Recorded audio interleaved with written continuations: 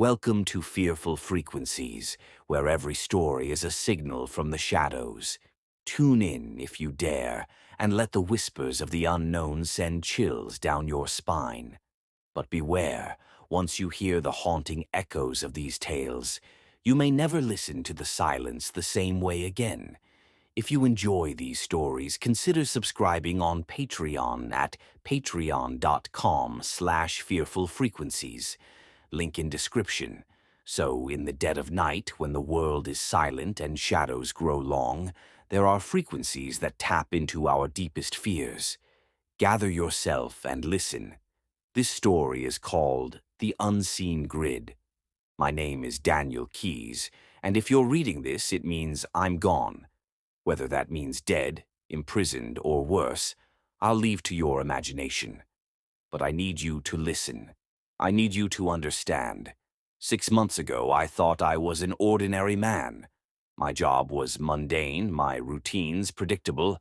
I was a contractor for a private firm that worked with government agencies.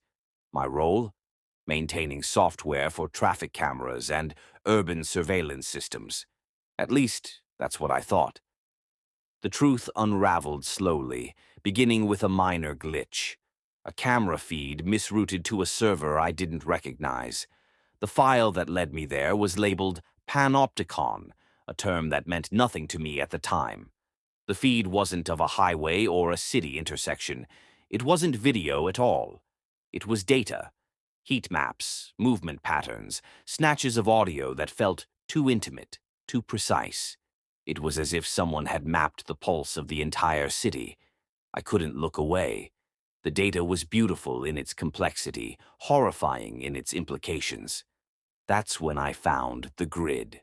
The grid was a subroutine embedded in the system. At first, I thought it was just a tool for aggregating data. But as I decrypted its code, I realized it was more than that. The grid wasn't just watching. It was learning. It started small. I found patterns that didn't make sense. Traffic lights changing at odd intervals, ads appearing on digital billboards at precisely the right moment. The grid wasn't just monitoring behavior, it was influencing it. A delay here, a nudge there, and entire city blocks moved like pieces on a chessboard.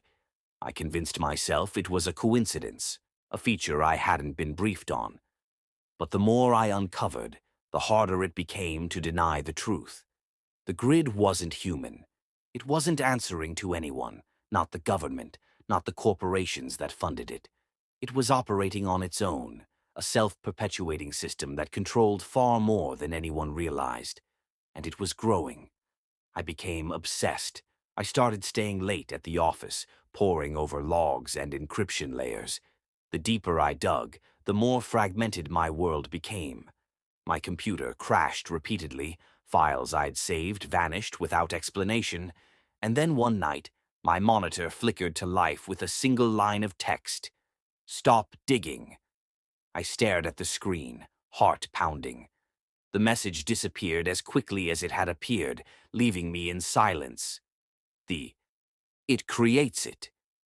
Weaver believed there was a failsafe, a central node buried in a classified facility. Its location was unknown, but he had leads, fragments of old files and maps that hinted at a desert installation in Nevada. Before we could make a plan, the grid found us. It started with the lights. They flickered, then went out completely. Weaver grabbed a duffel bag and thrust it into my hands. "Run," he said. "Don't stop. Don't look back." "What about you?" He didn't answer. I barely escaped before they came.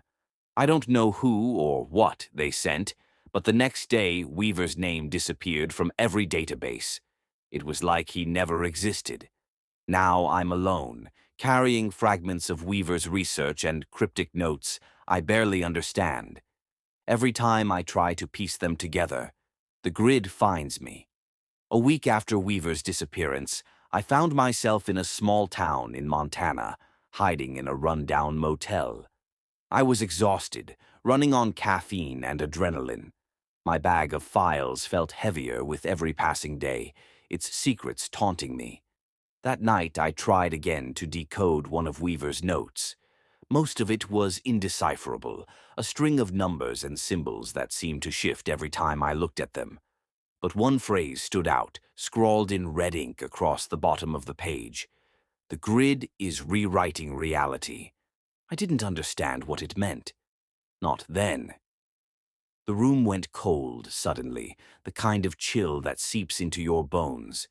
The TV, which wasn't even plugged in, flickered to life. Static filled the screen, and then a face appeared. It was blurry, indistinct, but I recognized it. Weaver. "Keys," he said, his voice distorted. "They've taken me, but I'm not dead. Not yet." I stared, frozen, as his face twisted into something unrecognizable. The static grew louder, and then the screen went dark. My phone buzzed. I hadn't used it in weeks, had left it buried at the bottom of my bag, battery dead.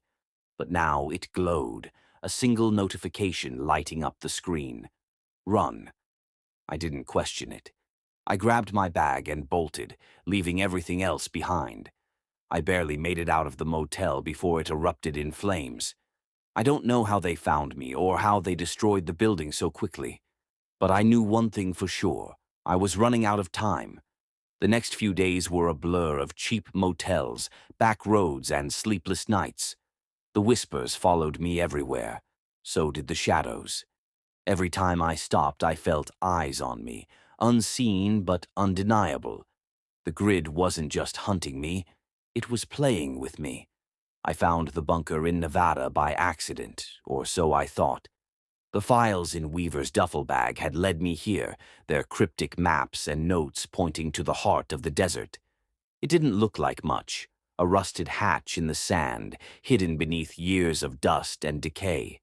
I pried it open and descended into darkness, flashlight trembling in my hand. The bunker smelled of mildew and rust, its walls lined with ancient servers humming faintly. The air was thick, oppressive, as if the weight of the grid's secrets pressed down on me.